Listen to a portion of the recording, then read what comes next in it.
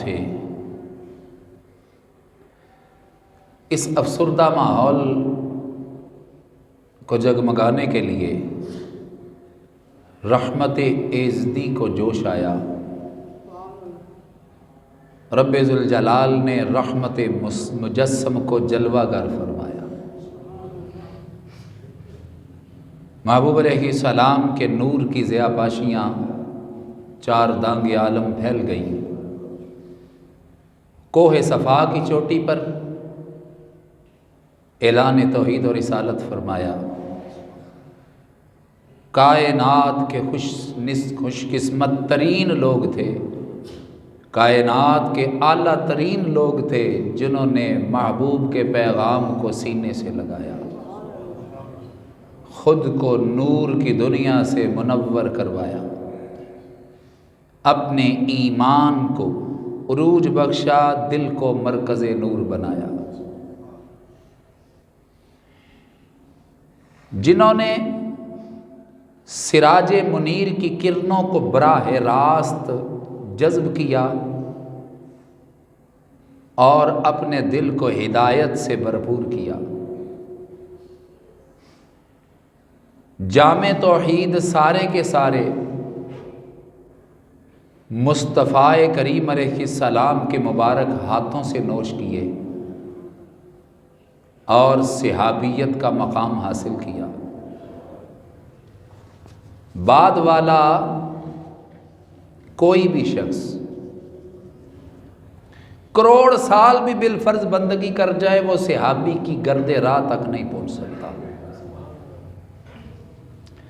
ہم وحید الزماں جیسے نہیں کہ جو قرآن کی ترجمہ اور تفسیر میں یہ کہہ جائے کہ بعض اوقات امتی عمل کر کر کے نبی سے بھی بڑھ سکتا ہے۔ الامان الحفیظ، کنگ ہو جائیں وہ زبانیں، ٹوٹ جائیں وہ قلم، جو اسلام کی غلط ترجمانی کرتے ہیں۔ ہم تو کہتے ہیں مصطفیٰ کریم علیہ السلام کی ذات تو ذات بابرکات رہی، آپ کی ایک جھلک پانے والا، ایمان کی حالت میں ایک جلوہ پانے والا بھی کائنات کی چوٹی پر فائز ہو گیا۔ بعد والا کوئی شخص بھی کتنا ہی عالم بن جائے، کتنا ہی فاضل بن جائے، کتنا ہی عامل بن جائے، کتنا ہی شب بیدار ہو، کتنا ہی تہجد گزار ہو، کتنا ہی شب زندہ دار ہو، کتنا ہی آہو گزار ہو، مگر صحابی کے قدموں سے لگنے والی خاک کا مقام بھی حاصل نہیں کر سکتا۔ یہ اعلیٰ ترین کائنات کے اعلیٰ ترین لوگ ہیں جن کو اللہ تعالیٰ نے ازل سے ہی محبوب پاک صلی اللہ علیہ وسلم کی صحابیت کے لیے چن لیا تھا۔ کیسے دل ہوں گے وہ، کیسے چہرے ہوں گے وہ، کیسے جسم ہوں گے وہ، جن کو میں اپنے محبوب علیہ السلام کے گرد ستارہ ہدایت بنا کر جمع کر دوں گا۔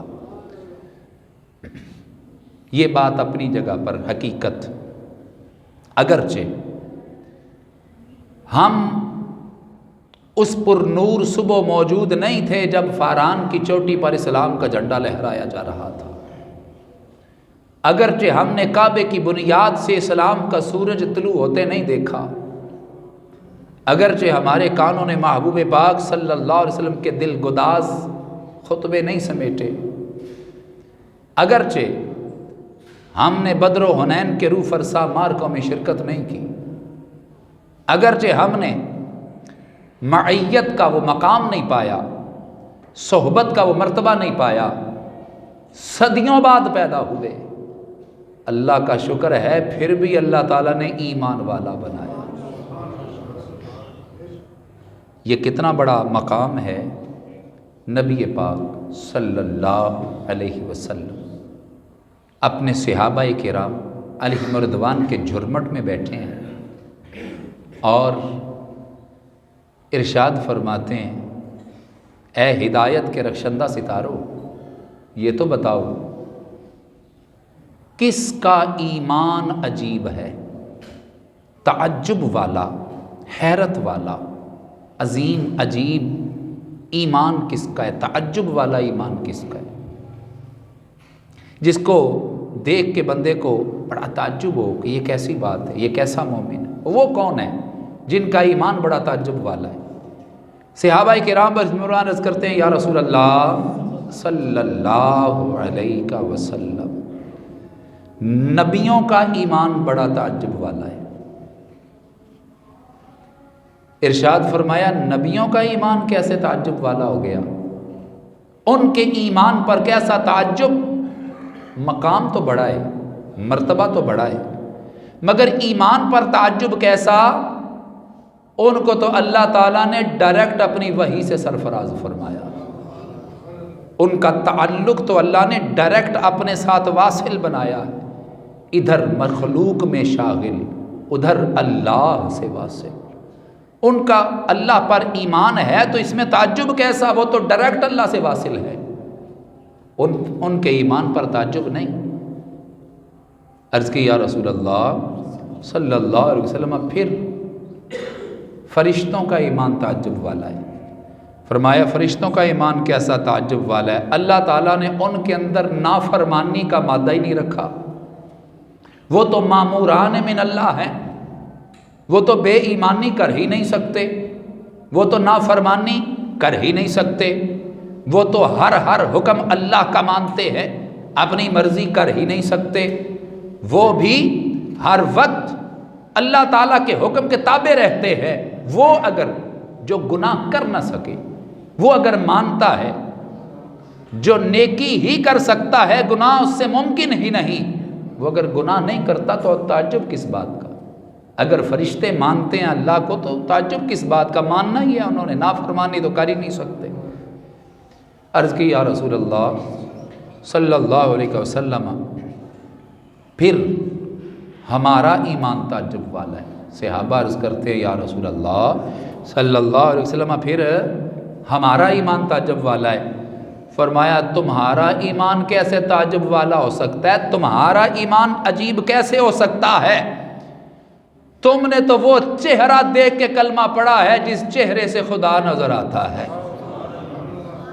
تم نے تو آئینہ حق نما دیکھ کے کلمہ پڑھا ہے، رخ مصطفیٰ ہے وہ آئینہ کہ اس سا کوئی آئینہ، نہ میری چشم خیال میں نہ دکانیں آئینہ ساز میں، رخ جیسے آئینے میں مصور سجا ہوا، رخ جیسے آئینے میں مصور سجا ہوا، ماتھے کی ہر لکیر پہ قرآن لکھا ہوا، آواز ہو جیسے نغمہ فطرت چھڑا ہوا، آغوش ہو کو جیسے در کعبہ کھلا ہوا، کانپے جلال عرش مزاج حلیم سے، جنت کو راہ جائے قد مستقیم سے۔ تم اگر مجھ پر ایمان لاتے ہو، اللہ پر ایمان لاتے ہو، تو اس بے تعجب کیسا؟ قرآن تمہارے سامنے نازل ہوتا ہے، چاند کا کلیجہ تمہارے سامنے چرتا ہے، سورج الٹے قدم واپس تمہارے سامنے ہوتا ہے، کنکریوں کو کلمہ پڑھتے تم سنتے ہو، درختوں کو سجدہ کرتے تم دیکھتے ہو، تمہیں تو بارگاہ مصطفیٰ کا قرب حاصل ہے، تمہیں صفہ کا چبوترا وہ یونیورسٹی اور مدرسہ حاصل ہے، جام توحید میرے پیارے ہاتھوں سے خود نوش کرتے ہو، اپنی آنکھوں کے کٹورے روزانہ دیدار مصطفیٰ کے شربت سے بھرتے ہو، اپنی آنکھوں میں کاجل اور سرما روزانہ دیدار مصطفیٰ کا لگاتے ہو، دست بوسی ید اللہ کی کرتے ہو، روزانہ وجہ اللہ کا اور ودعا کے چہرے کا دیدار کرتے ہو، اور میرے گل قدس کے موتی تم سمیٹتے ہو۔ تم اگر اللہ اور اس کے رسول کو مانتے ہو تو تعجب کیسا؟ تم تو سامنے دیکھ کر مان رہے ہو۔ یا رسول اللہ صلی اللہ علیہ وسلم، پھر تعجب کس پر ہے؟ نبیوں کے ایمان پر بھی تعجب نہیں، فرشتوں کے ایمان پر بھی تعجب نہیں، ہمارے ایمان پر بھی تعجب نہیں، پھر عجیب ایمان کس کا ہے؟ فرمایا تعجب آتا تو اس بات پر ہے نا، ایک بندہ جو آج نہیں صدیوں بعد پیدا ہوگا مگر پھر بھی وہ اتنا پکا مومن ہوگا، پہاڑ اپنی جگہ سے سرکے تو سرک سکتا ہے، مومن آہنی چٹان ہوگا، صدیوں بعد پیدا ہو کر بھی وہ اس قدر مضبوط مومن ہوگا، نہ اس نے اللہ کو دیکھا، نہ اس نے رسول اللہ کو دیکھا، نہ اس نے قرآن نازل ہوتے دیکھا، نہ اس نے فرمان مصطفیٰ سنا، صدیوں بعد پیدا ہوگا مگر پھر بھی اس کا ایمان ہمالیہ کی چوٹیوں سے زیادہ اونچا ہوگا۔ عجیب ایمان اس کا ہے۔ یہ ایمان نصیب کیسے ہوگا؟ یہ ایمان ملے گا کیسے، نصیب کیسے ہوگا؟ قرآن سے پوچھا، قرآن نے بتایا ان آمنو، اے دعوی ایمان کرنے والوں، دعویٰ کر رکھا ہے تم نے، مگر یاد رکھنا دعویٰ دلیل کے بغیر نہیں مانا جا سکتا، دعویٰ دلیل کے بغیر باطل، دعویٰ دلیل کے بغیر جھوٹا۔ تم دعوی ایمان تو رکھتے ہو، مگر کیا کبھی اپنے آپ کو قرآن کے بیان کردہ معیار ایمان پر پرکھا بھی ہے؟ کیا اس کسوٹی پر خود کو جانچا بھی ہے؟ کیا ہم مومنین کی لسٹ میں آتے بھی ہیں؟ ایمان کی ریکوائرمنٹس کیا ہے؟ ایمان کے مطالبات کیا ہے؟ ہمارا ایمان کب ایمان شمار ہوگا، ویلڈ کب ہوگا ہمارا ایمان؟ اللہ کا قرآن کھول کر دیکھو تو وہ بتائے گا اے عباد والو، اللہ تب تمہیں مومن مانے گا، اللہ تب تمہیں ایمان والوں کی لسٹ میں رجسٹرڈ فرمائے گا جب مثل ما آمن تم بھی، ویسا ایمان لاؤ جیسا ابو بکر صدیق لائے ہیں، جیسا فاروق اعظم لائے ہیں، جیسا عثمان ذوالنورین لائے ہیں، جیسا حیدر کرار علی المرتضیٰ شیر خدا لائے ہیں، طلحہ و زبیر لائے ہیں، سعد و سعید علیہم رضوان صحابہ کرام اہل بیت اطہار لائے ہیں۔ اگرچہ ان کے ایمان کے درجات کا تم مقابلہ نہیں کر سکتے، کروڑ کتابیں پڑھ جاؤ صحابی کے ایک لمحہ حاضری کا مقابلہ نہیں کر سکتے، مگر ہم نے ایمان کا معیار بنایا ہے، جو تمہارے ایمانوں کا امام بنایا ہے وہ ابو بکر و عمر کا ایمان ہے۔ تب مومن مانے جاؤ گے جب ویسا مانو جیسا ابو بکر و عمر نے مانا، جیسا صحابہ کرام نے مانا ہے۔ اس لیے ہمارے ایمان پر تعجب ہے کہ یہ ماننے والے ویسے ہی ہیں جیسے ابو بکر و عمر مانتے ہیں، ان کا عقیدہ بھی ویسا ہی ہے جیسا میرے صحابہ کرام و اہل بیت کا ہے۔ تعجب کی بات یہ ہے، اس لیے ہم اللہ کا شکر ادا کرتے ہیں، صدیوں بعد بھی پیدا ہوئے ہیں مگر اللہ نے عقیدہ ابو بکر جیسا دیا ہے، نظریہ عمر فاروق جیسا دیا ہے، کیونکہ ہم نے ذات مصطفیٰ کو اس طرح مانا ہے جس طرح صحابہ نے مانا تھا، قرآن کا حکم مانا، ہم نے معیار ایمان وہی رکھا جو صحابہ کا تھا۔ صحابہ کا ایمان کیسا تھا، ان کے ایمان کا معیار کیسا تھا؟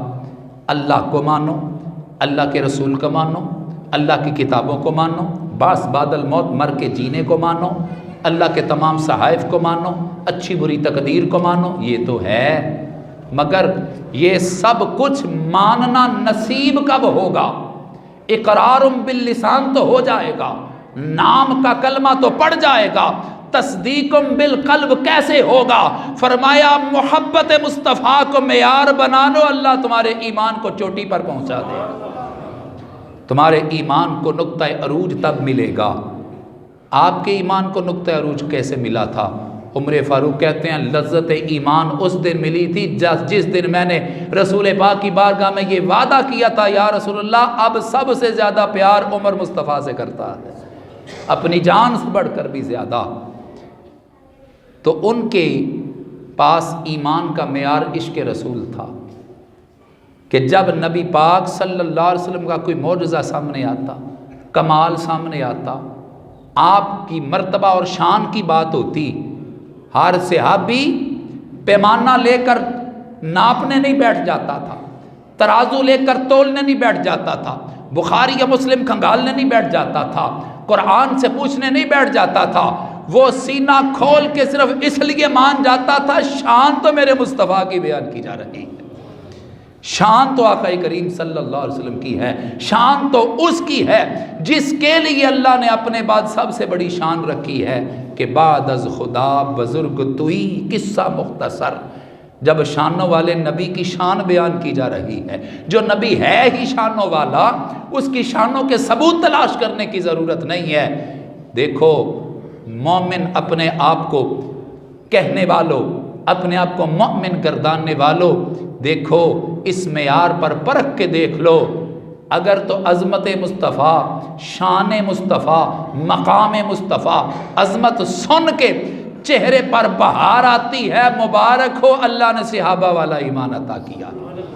اگر دل تنگ ہو جائے، سینہ جکڑا جائے، اگر پیمانے اور ترازوؤں کی بات کرنی شروع کر دی جائے، اگر حوالوں کی بات کرنی شروع کر دی جائے، اتنا مانوں گا اتنا نہیں مانوں گا بات کرنی شروع کر دی جائے، خبر واحد ہے، یہ خبر مشہور ہے، یہ متواتر ہے، اگرچہ مراتب احادیث پر اس کو تولنے کی کوشش کرنے لگو گے تو پھر سمجھیے آتا ہے اصل میں عظمت مصطفیٰ تم سے ہضم نہیں ہو رہی، اصل میں مقام مصطفیٰ تم سے ہضم نہیں ہو رہا۔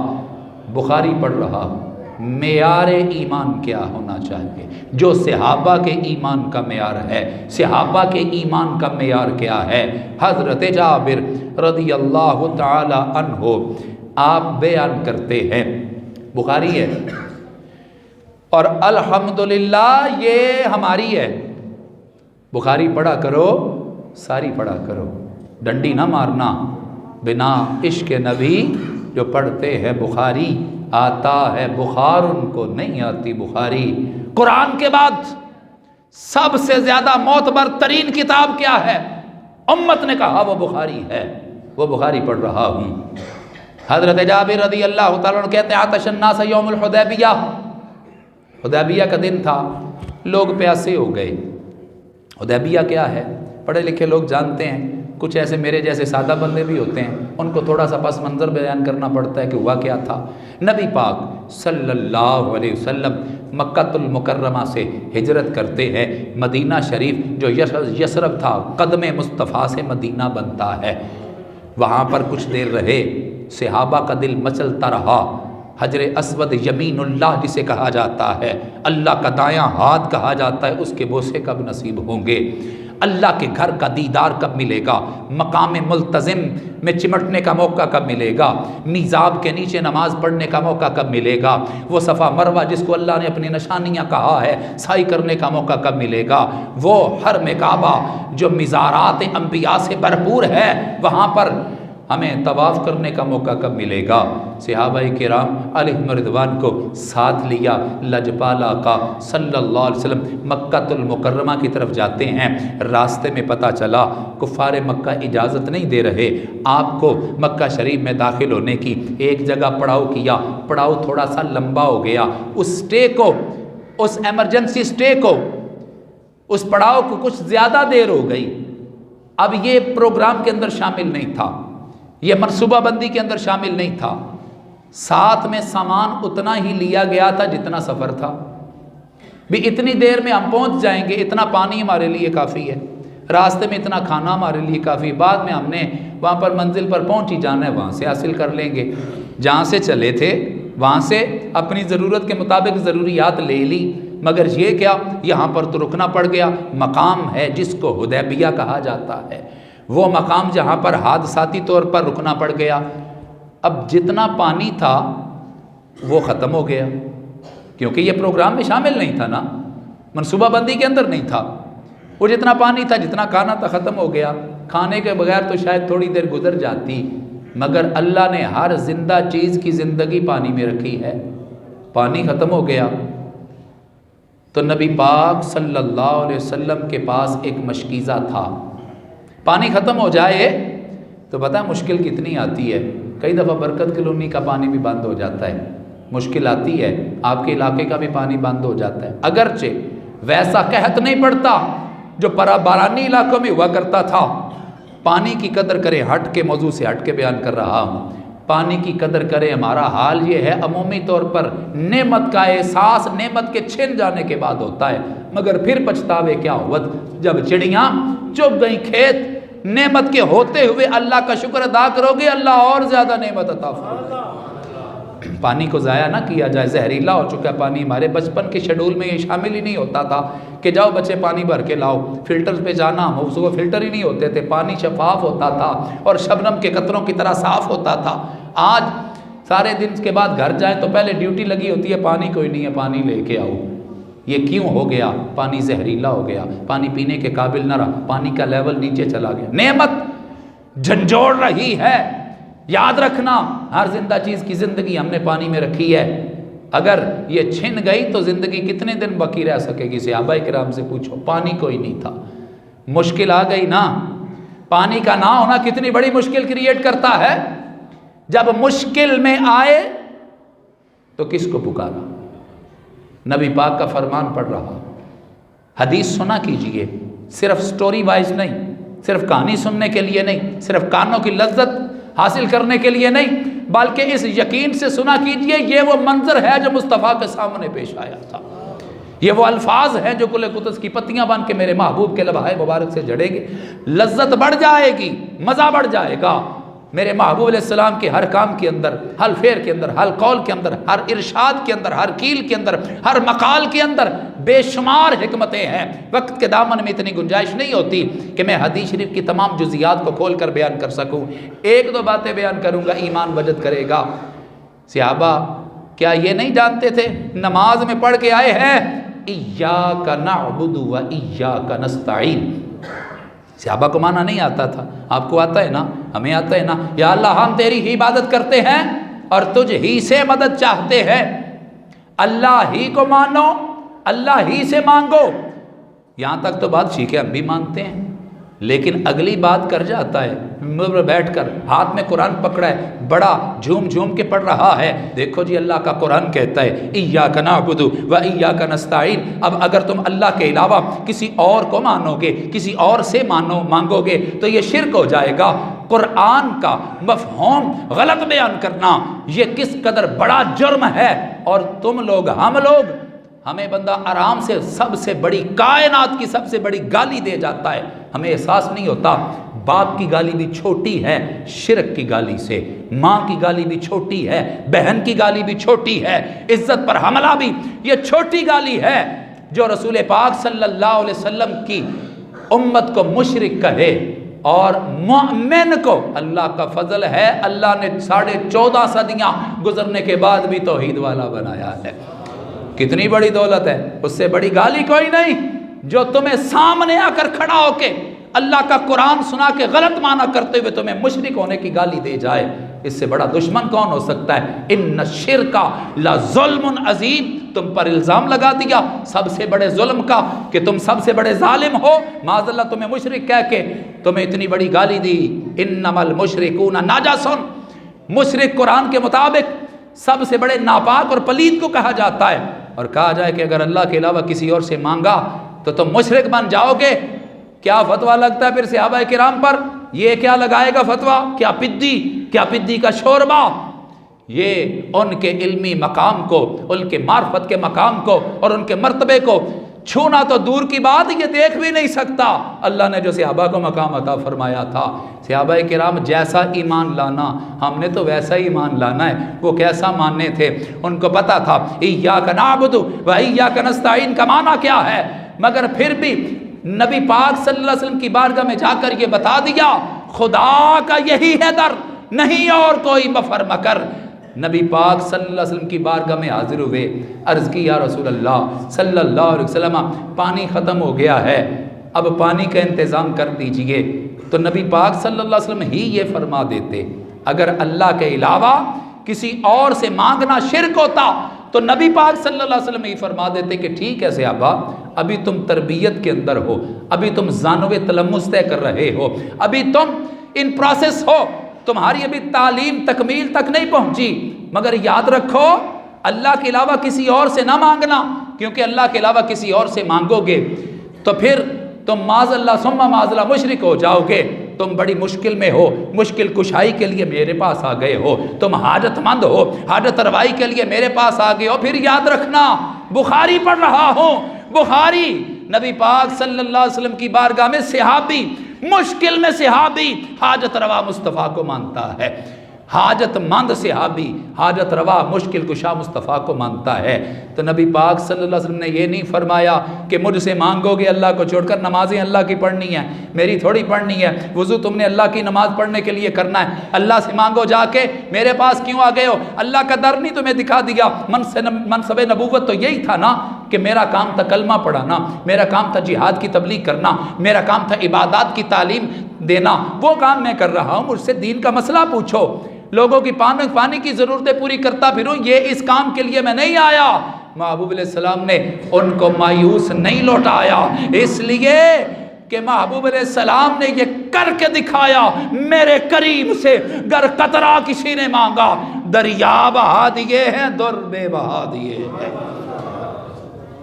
مایوس نہیں لوٹایا، بتا دیا صحابہ ضرورت میں در مصطفیٰ پر رجوع کرتے ہیں تو صحیح کرتے ہیں، اگر حاجت میں حاجت مندی کے لیے مصطفیٰ کریم علیہ السلام کے پاس آتے ہیں تو اللہ نے مجھے کائنات کے لیے مرکز خیرات بنایا ہے اور رحمت مجسم بنایا ہے، اس لیے مانگیں گے تو مجھ سے مانگیں گے، اس لیے تو رب نے قرآن میں فرما دیا ہے وَأَمَّا السَّائِلَ فَلَا تَنْهَرْ۔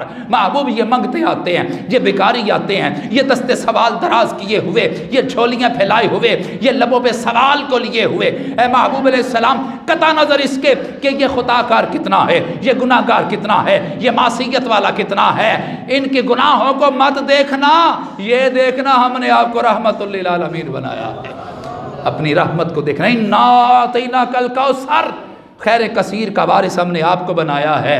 اما السائل فلا تنہر، سائل آتا ہے اس کو جھڑکنا نہیں، اس کو نام یہاں سے چلا گیا پھر پائے گا کہاں پر، اس لیے محبوب علیہ السلام کے پاس ایک مشکیزہ تھا، آپ نے اپنا گورا گورا ہاتھ مبارک بخشش و عطا والا، جود و سخا والا ہاتھ مبارک اس مشکیزے میں ڈالا، باہر نکالا، جابر کہتے ہیں کانا یفور الماء بین اصابعہ، پانچ انگلیاں محبوب کی 5 فوارے بن چکے تھے، پانی نکلا، کسی صحابی نے یہ نہیں عرض کی یا رسول اللہ صلی اللہ علیہ وسلم معاذ اللہ آپ ہم جیسے ہی تو ہیں، آپ بھی تو بشر ہی ہیں، بندے کے ہاتھ کو کاٹا جائے 2 ہی چیزیں نکل سکتی ہیں، یا تو بلڈ نکلے گا، خون نکلے گا، یا رطوبت نکلے گی، دونوں ہی ناپاک ہیں، ہم نے تو وضو کرنا ہے، ہم نے تو غسل کرنا ہے، ہم نے تو ہنڈیاں پکانی ہے، آپ معاذ اللہ ہم جیسے ہیں اپنی انگلیوں سے پانی نکال دیا، ہم تو اس کو شرعی حکم کے مطابق پاک نہیں سمجھتے، نہیں صحابہ کہتے ہیں جیسے ہی پانی نکلا شربنا وتودعنا، ہم نے جی بھر بھر کے پیا بھی، ہم نے وضو بھی کیا، غسل بھی کیا، ذخیرہ بھی کیا، ہنڈیاں بھی پکائی اور بتایا اے بعد والو ہمارا ایمان یہ تھا، انسان ہی کوئی انسان، وہ انسان ہے یہ، قرآن انہیں ایمان بتاتا ہے، ایمان یہ کہتا ہے میری جان ہے یہ، ان کی انگلیوں سے نکلنے والا پانی اتنا متبرک ہے کہ کوثر کا پانی بھی اس کا مقابلہ نہیں کر سکتا، زمزم کا پانی بھی اس کا مقابلہ نہیں کر سکتا۔